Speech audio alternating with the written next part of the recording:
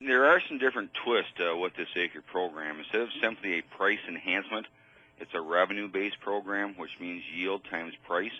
And it's a combination of those two that allows the acre program to make payments. It's based off revenue.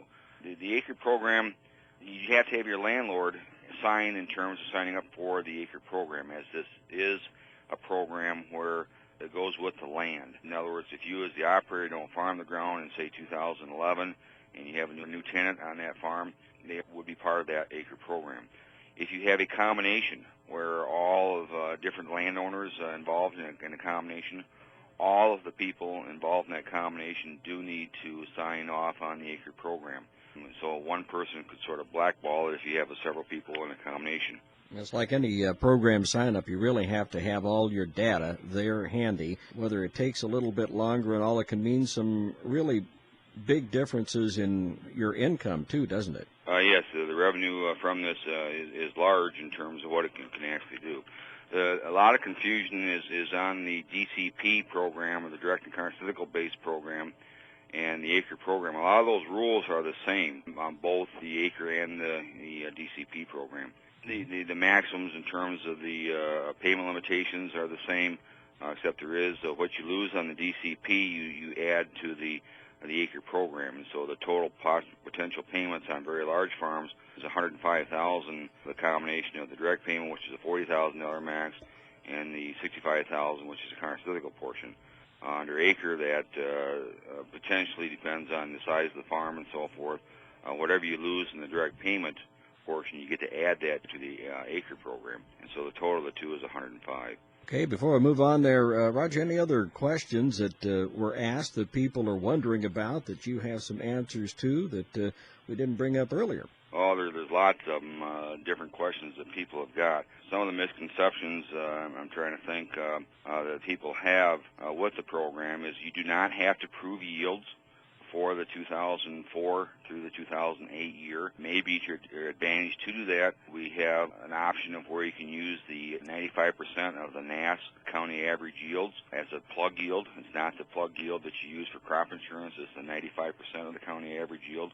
So that allows, especially on livestock operations where it's difficult to document what your yields have actually been through sales receipts and so forth, because it's fed through livestock. This option that makes this program a lot easier to operate and to manage for people who don't have records from the previous 5 years. Going forward, you will need to document yields because you have to see if your individual farm triggers as well for this acre program. It's very important to emphasize that it's relatively quite easy for the farm to trigger if the state triggers. It's based off revenue. The price is the same as the national average price and the state average yield, but there's no 90% factor for the individual farm. And if you buy crop insurance, okay, you're allowed to add that to the revenue on your individual farm, making it even easier for you to trigger on your individual farm.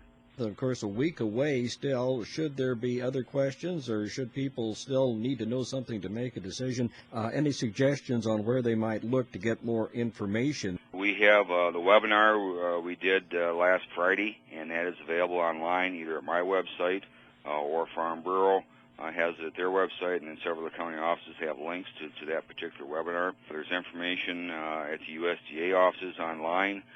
Kinds of things, and of course, ask your local FSA office on details on some issues. Of course, the local FSA office cannot advise you in terms of which way makes the most sense for you to go. You kind of got to figure that out for yourself, and that's where Extension and some other folks can come in and assist you directly in terms of helping you think through what might make the most sense for your particular farm. Any farms that have corn planted on any of their program-based acres are corn, soy, wheat, barley, oats, those kinds of things. If you got half of your program base planted to corn and or wheat, it makes sense to sign up for this program based on what the future prices are going to be. If it's soybeans all planted on a farm, that's a little bit tougher decision in terms of whether it makes sense to do it. Remember, this program, you're only going to cost you $5 a year at the most, at the absolute maximum, because you give up only 20% of that direct payment, and that direct payment's not very much money.